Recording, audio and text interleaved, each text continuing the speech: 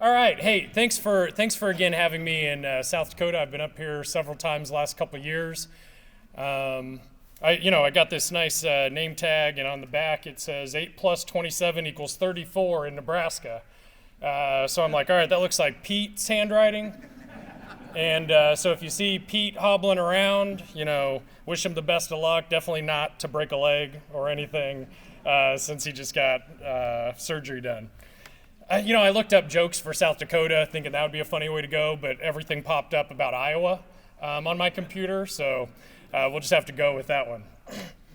Now, I've had the joy, really in the last couple months, we've been talking about why the discussion around grasslands is moving. There's a big grassland movement taking place, so I want to walk you through some of that update, because it's not just South Dakota. In the last 2 months, I've been in Oklahoma about grasslands in a meeting like this, Kansas, having discussions in Wyoming, over in Wisconsin, and I'm recognizing a lot of faces that have been part of this.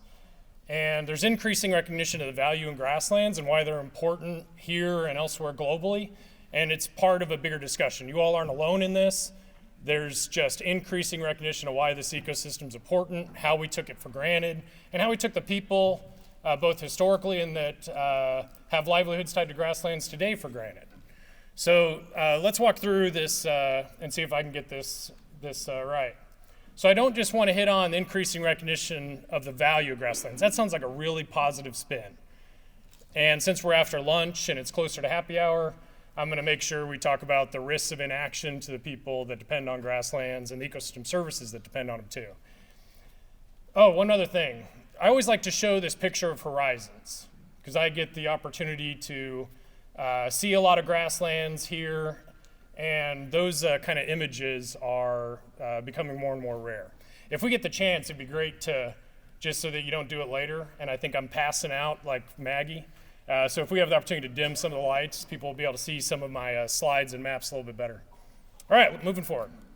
So this is kind of one of my only kind of science, kind of theory slides, and then the rest of this I'll go into talk of what's happening. But this is something we just fundamentally expect more of this century. Grand challenge is that our system's reorganizing, and a lot of our ecosystems are expected to collapse at unprecedented scales this century. How we navigate that scale of collapse is going to be one of the grand challenges going forward for future generations, for the people that have a job tied to those ecosystems. We heard 70% were tied to partners that are here today. And there's these historical examples of what happens. It's not just when you get these transitions. I like to say that in the sandhills, right, a blowout is important for an endangered species. But that doesn't mean we want large-scale changes tied to erosion, right? That's a dust bowl. You get fundamentally different consequences and risks tied to the scale at which these transitions occur. Going from a very productive coral reef system to an algal-dominated, unproductive one. The dust bowl example I just gave, and woody encroachment and the transition from grassland to woody dominance is another one. All of these are things where the most catastrophic transitions that we expect that don't just affect the person who owns that place and the wildlife and ecosystem services there, but start to affect every citizen that lives in our states. It's dependent upon the scale at which those transitions occur and the scale of our native ecosystems that are collapsing around us. All right. It was a couple years ago, we were driving across the sandhills of Nebraska, and we're like, man, look at this, like just this uninterrupted horizon for a couple of hours driving there on Highway 2. And I'm talking to a postdoc that was with me, and I'm like, seriously, how many other places in the world are like this? Now, as scientists, we've talked so much about what we've lost in grasslands that we're like, there isn't actually a paper talking about like which big grasslands are left. And so I want to highlight this a little bit because, frankly, it's why I'm here. This is one of the regions and one of the states where we have major opportunity to support one of the last large continuous grasslands remaining on the planet. There's been more grasslands lost than tropical rainforests. We have a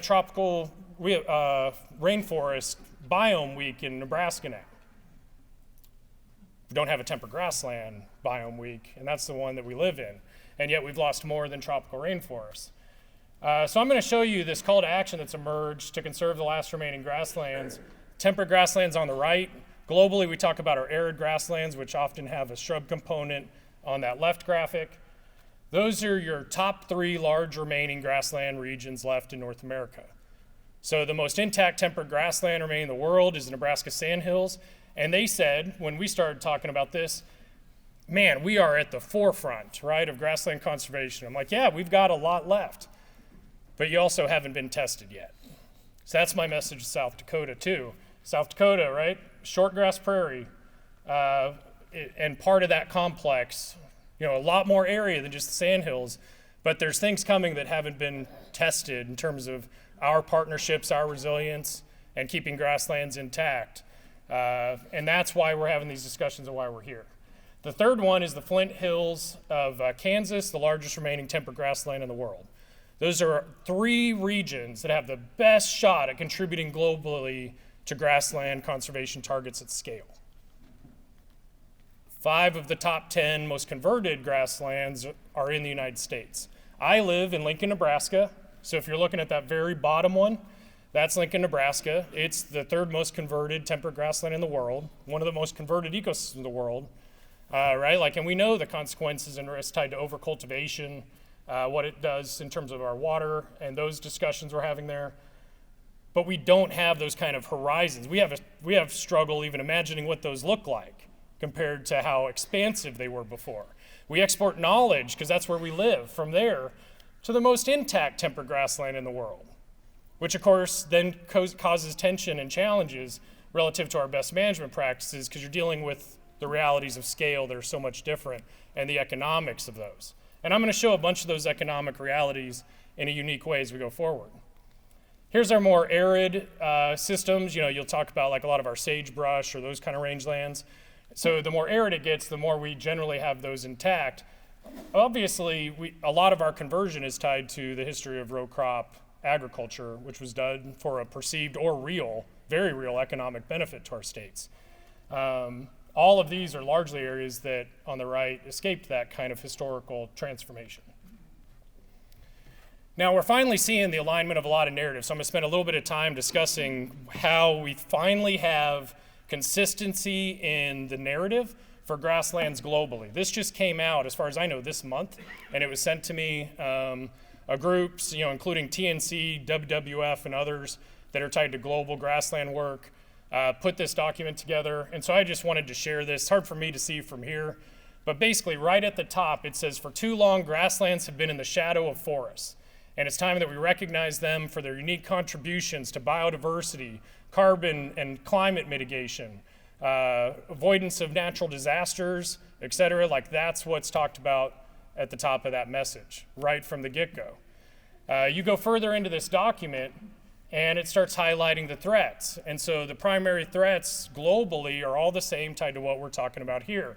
So you have row crop agriculture is what they mean in the upper left there. You have disruption or changes in how we graze. Number 3 is afforestation, because scientists like me globally have talked about the risks of temperate afforestation practices to grasslands. I'm going to go further into that a little bit. That's number 3 on the list, is afforestation, which is a shocker that that's now talked about as a global threat to our grassland biome, given our history. Number 4 is invasive plants. And number 5 is development, and 6 is altered fire regimes. I want to take a moment to mention how this group communicated what scientists have been saying for a while under invasive species. The very first thing they have on here where I put that arrow is they say the encroachment of invasive species, including native woody species. That's where their invasive species started. Woody encroachment has always escaped the narrative of what we're losing globally with grasslands, even though every major region of the world has this discussion on native woody encroachment. We've always missed it. Now, scientists think that places that are more intact, given large-scale threats and pressures, we never really take that information and are ready to run through a brick wall and to do what it takes to prevent large-scale change. What did we hear earlier? There's going to be pain in the system before we'll react. Or maybe South Dakota could be the first.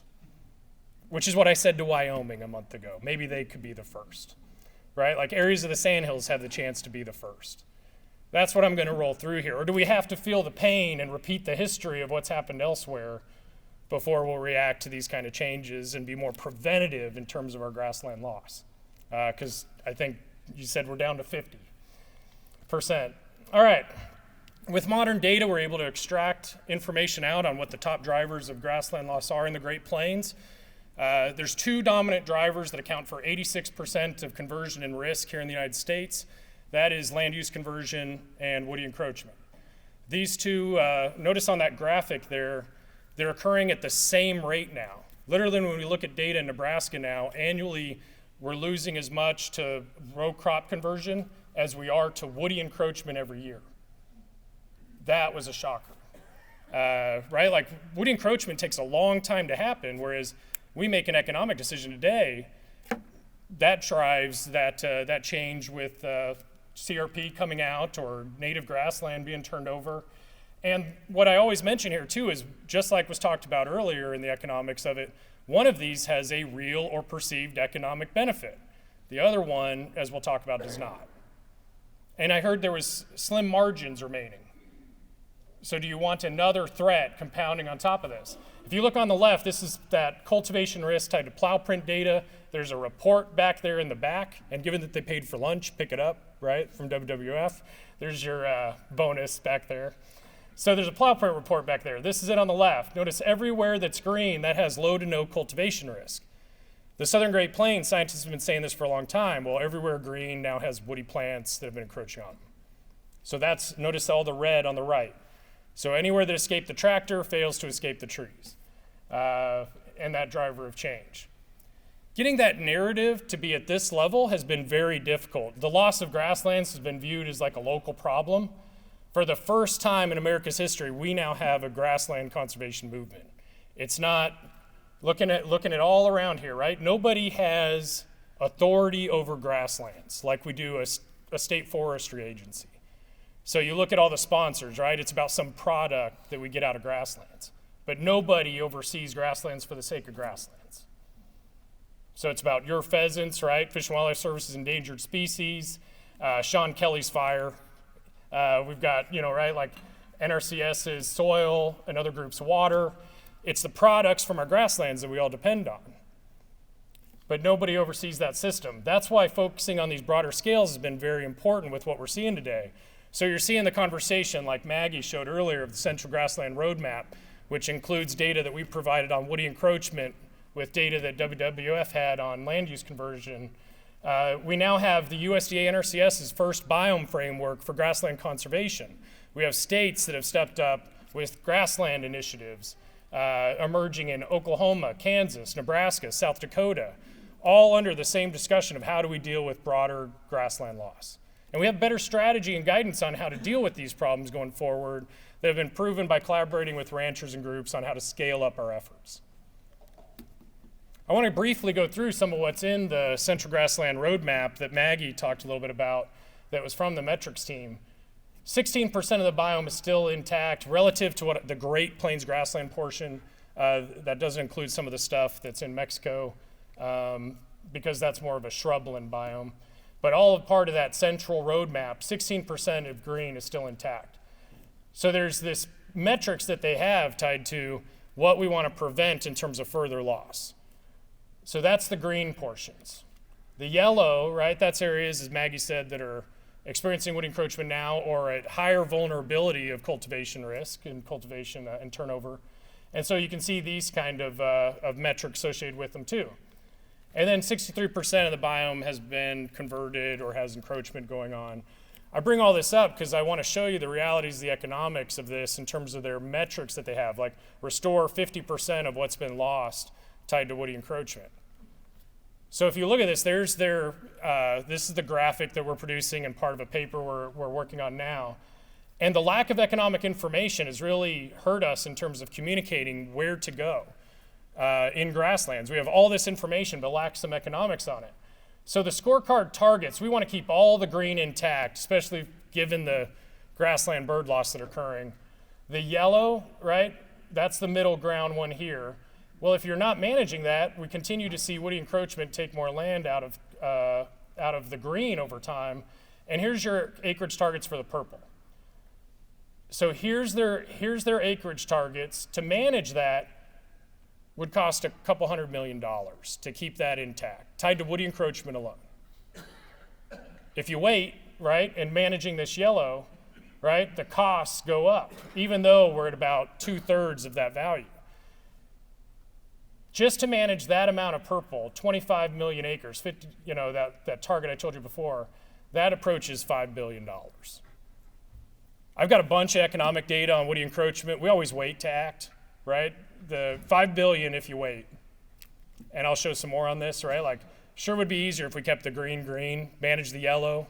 The yellow and green combined, right, don't even come close to managing the costs of the purple. 80% of dollars in the roadmap targets will go to the purple to manage a fraction of the total acreage targets.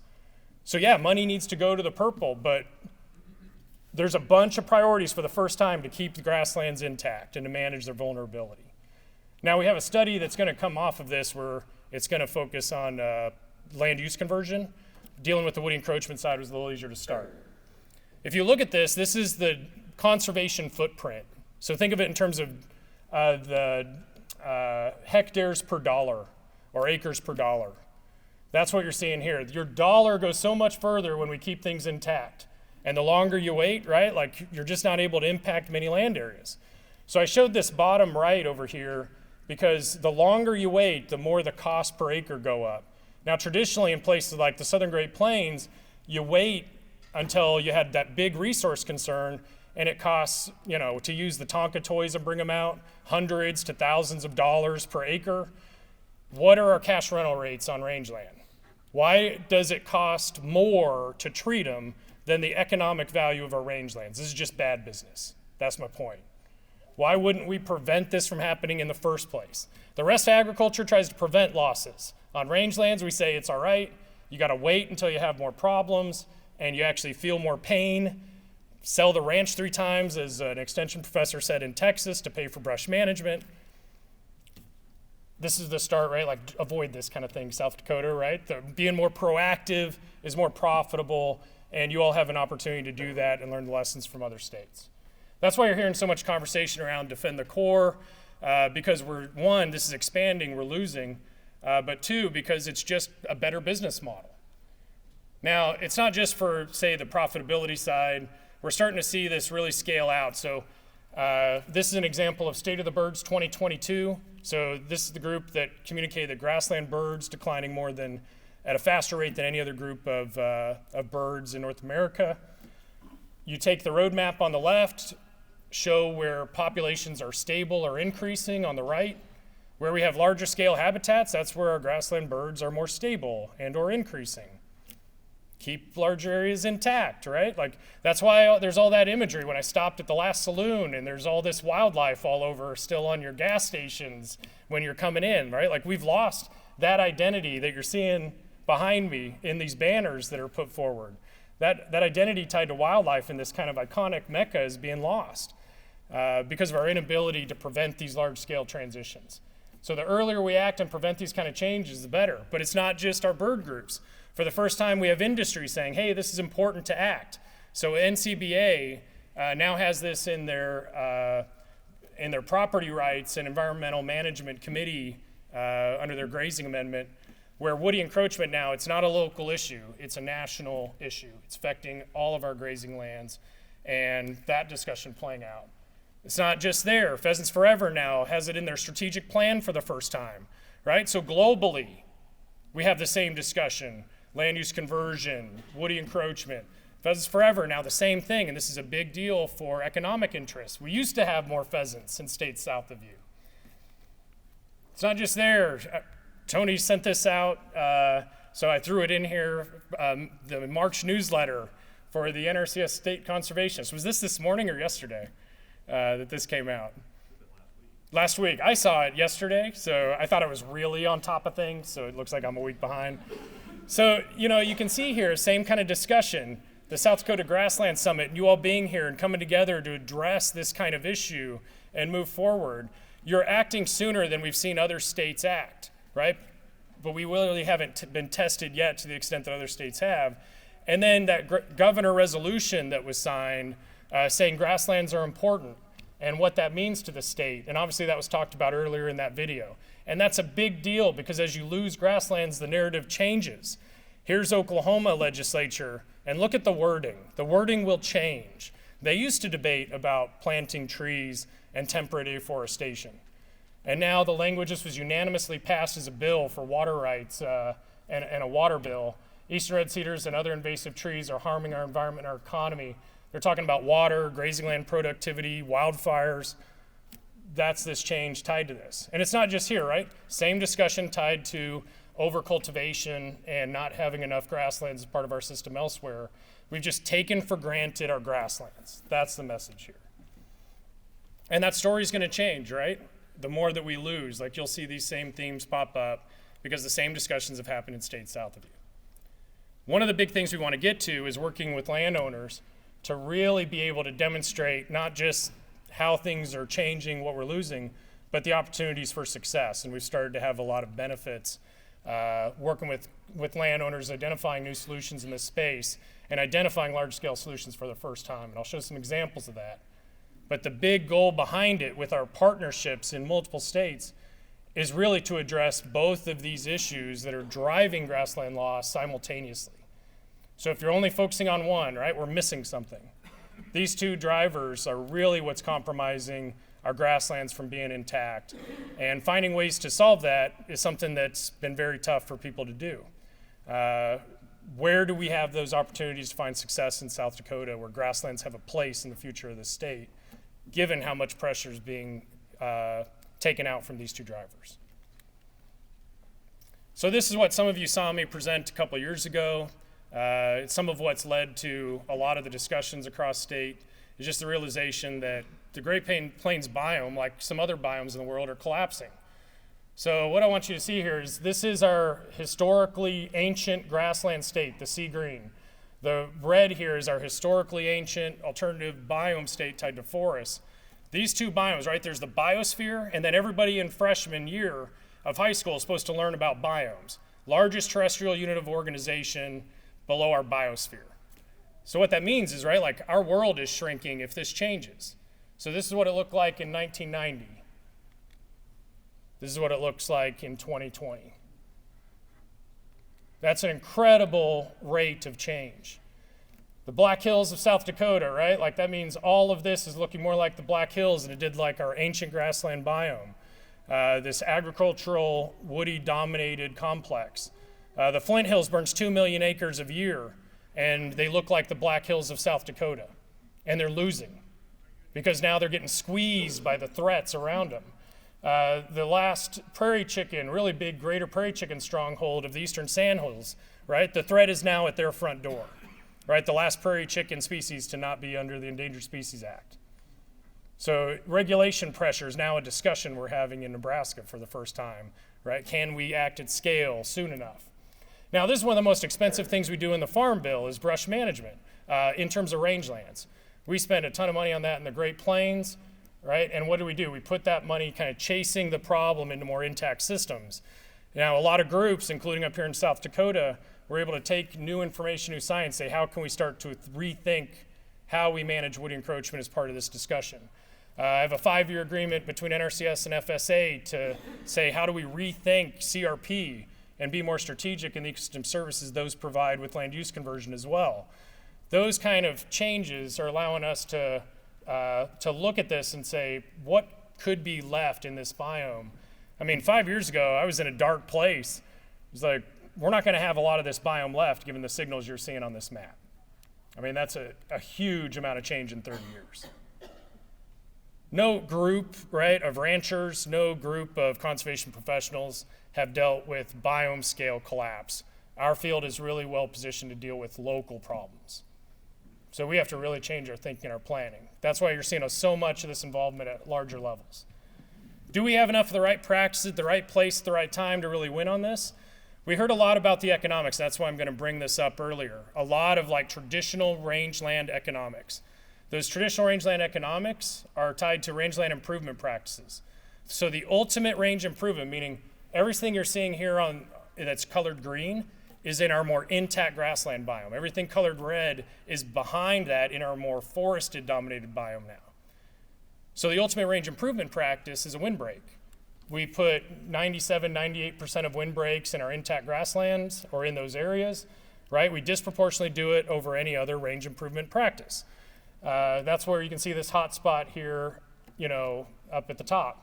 Now, we don't have to put those, of course, where we are tree saturated in those parts of the biome. We used to plant those in the southern Great Plains, but they don't have to break as much wind today in Oklahoma and Kansas as we used to. There's usually one that gets that joke. There you go, yeah, Tom right up front, but he got a door prize. All right, right, so there's brush management, right? Future generations then follow. So we spend all this money on our range improvement practices with windbreaks, livestock pipeline, water, fencing. All of that money that we're spending is at risk because none of them halt woody encroachment.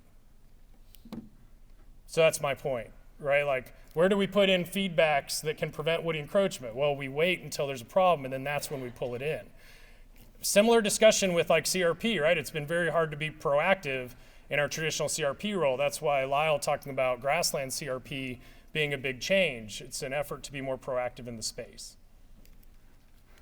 So can we actually get a strategy in place to move forward and be more proactive in it? Absolutely.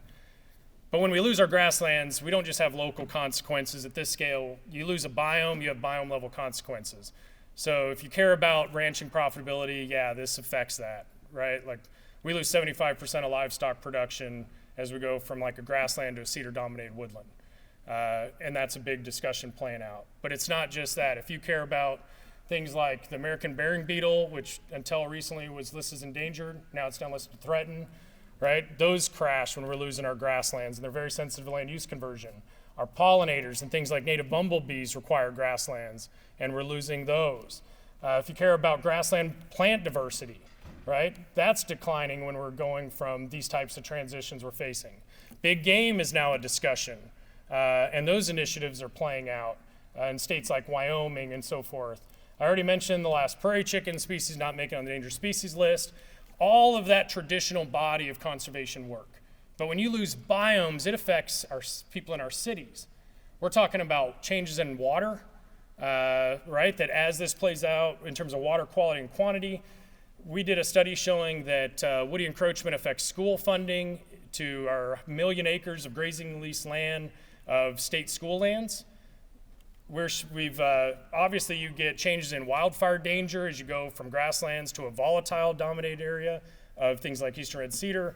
There's increases in tick-based vectors when you get these transitions, increase in West Nile virus. All these are studies that have been published over the last several decades that we know how important our grasslands are to this. My whole point of making this is because we haven't told this story very well.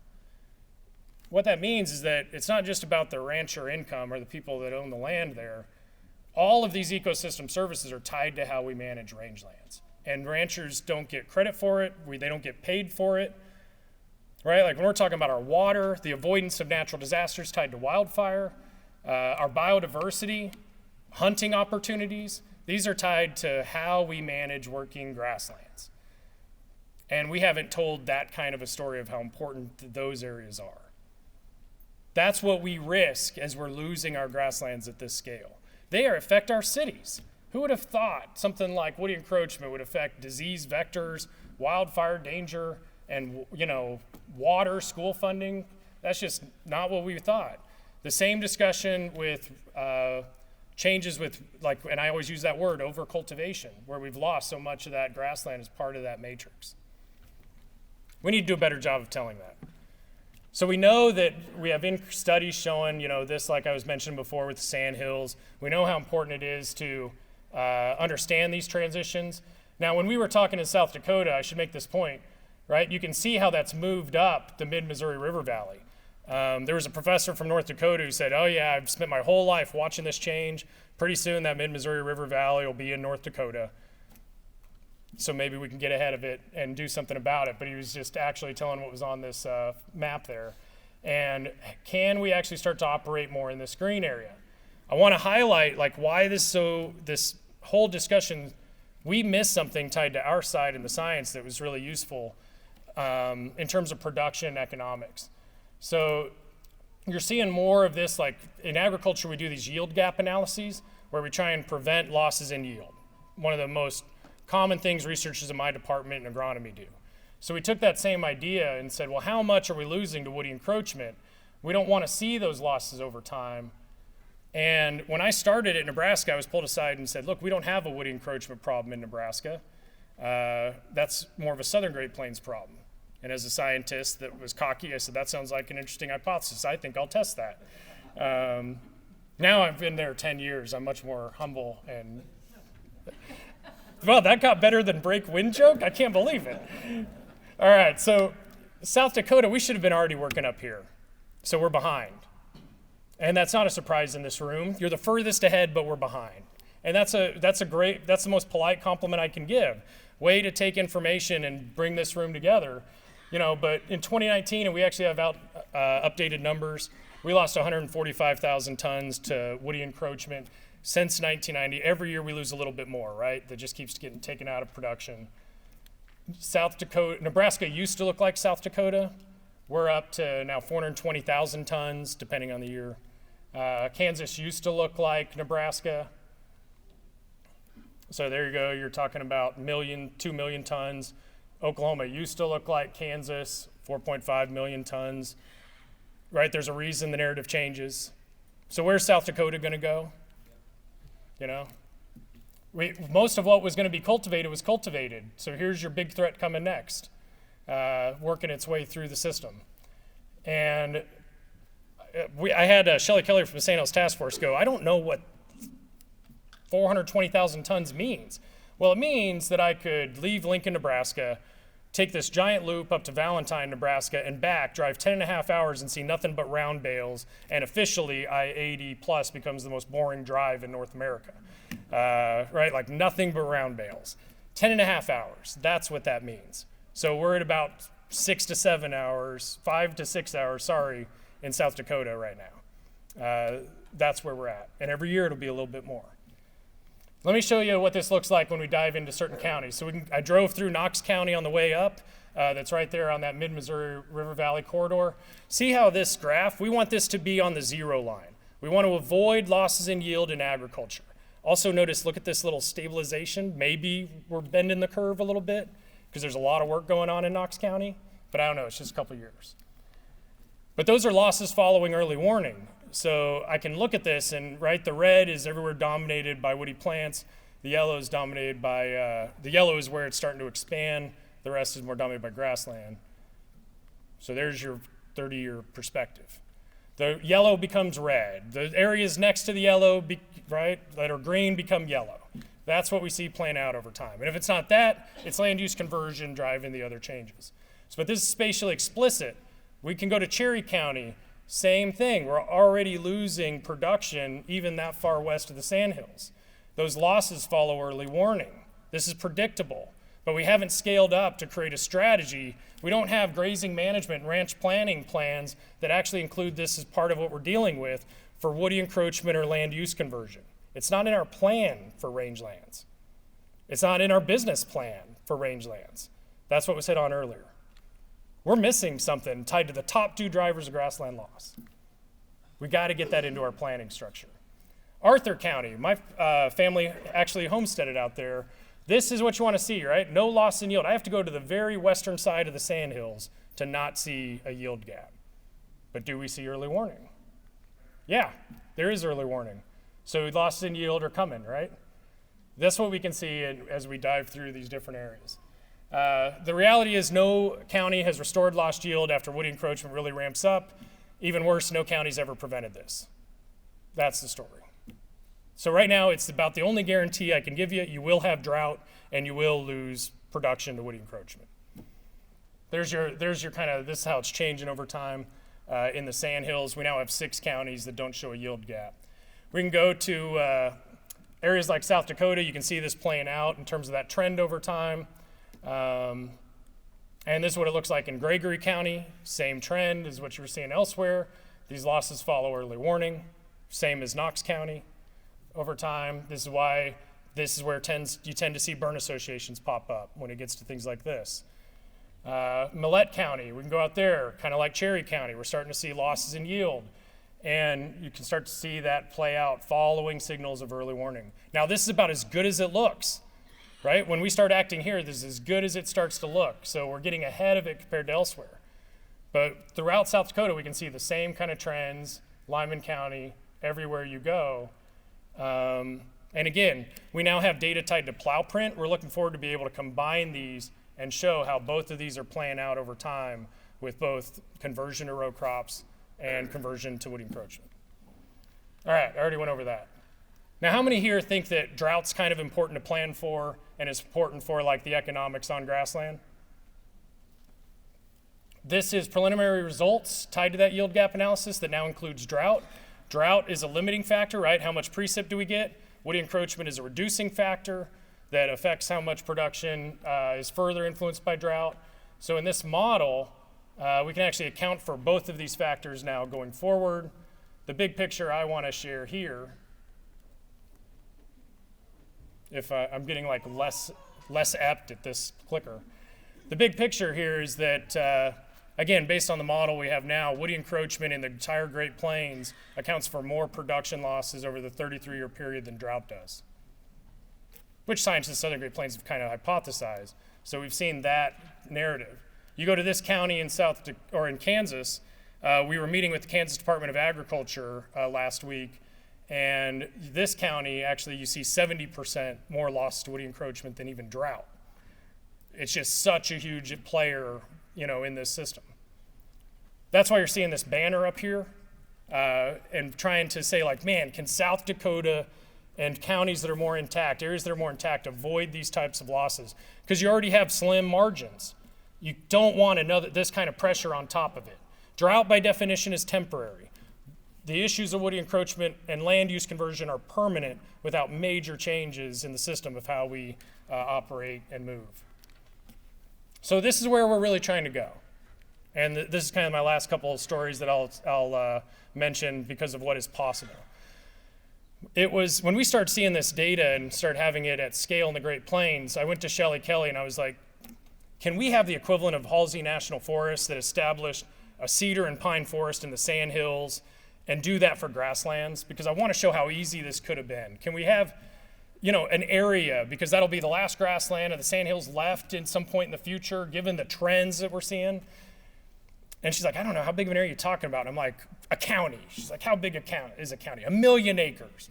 She's like, I don't know, 1 million acres is pretty big. And like the used car salesman I am, I said 100,000 acres and dropped my price real quick.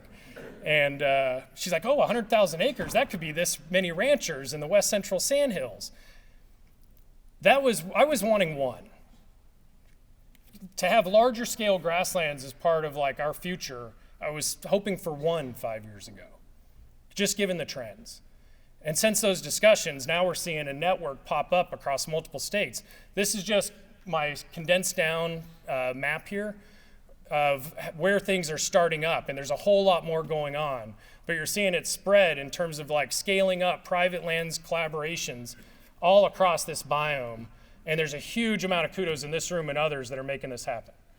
And I wanted one not too long ago. That's how fast this is all playing out. There are good examples where we are starting to see wins, and we want to be able to track more of these scientifically and show the outcomes. So I'm just going to give a couple of examples. One of them is CRP in Kansas. Here you're seeing where we have a 58% rate of retention after CRP expiration. So it's not a very durable program. It gets tilled back into row crop agriculture again, right? But there is interest. Now, there's more interest in areas where it's tied to more intact grasslands. Retention rates are twice as high.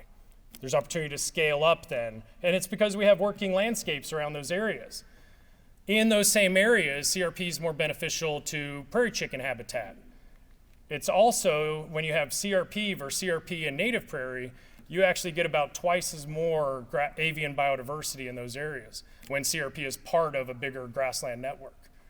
This is an example from South Central Kansas. where they were studying like what's making this program more successful in terms of outcomes. And we are starting to see that play out of just in more areas. There's an opportunity to better address and be more strategic in how we think about land use conversion. Woody encroachment, this was talked about as one of the impossible problems, just like cheatgrass. We didn't really have solutions at scale. The less canyons, we really worked over time to show what could be possible in this landscape. What you're seeing on this map here that's hard to see is we actually mapped out their properties, and they're now planning across areas. Like everywhere you're seeing that's colored that white in the background, that is a property tied to one of two burn associations. They now account for 300-some thousand acres of a 350,000 acre region. They are the culture. That's been built over the last 15 years. Watching this play out over time, think about that biomap. Like this is the extent of their collaboration. Everywhere red is dominated by cedar and woody plants. Everywhere green dominated by grassland. There's 2010. 15. I think I'm pointing it at you. 16, 17, 18, 19, 20. Halting that scale of regime shift, that's the first time we've seen that. Halting that scale of transition. We've stabilized that region, like, right? And what was said earlier, like now they want to move and gain more of it back. We're seeing a lot of outcomes on this at scales that matter. And we expect more areas to be able to show these kind of outcomes. So what I want to show here is like you look at that yield gap analysis over time, we're about 35,000 tons below where they were at in 1990. But they're 11,000 tons more profitable than they were 5 years ago. Every year, 11,000 tons more profitable. That's when we started scaling up a little bit of some new guidance that you're seeing tied to this. When you look at the economics, that's over $250,000 more profitable for that rancher collaboration. That's what success starts to look like. They're not where they want to be yet, right? But it's the first evidence to show we can start dealing with this at scale. That's where you're seeing some of the prescribed burn association talks, some of the other collaborations of partners. It's because we can achieve scale outcomes that matter at scale.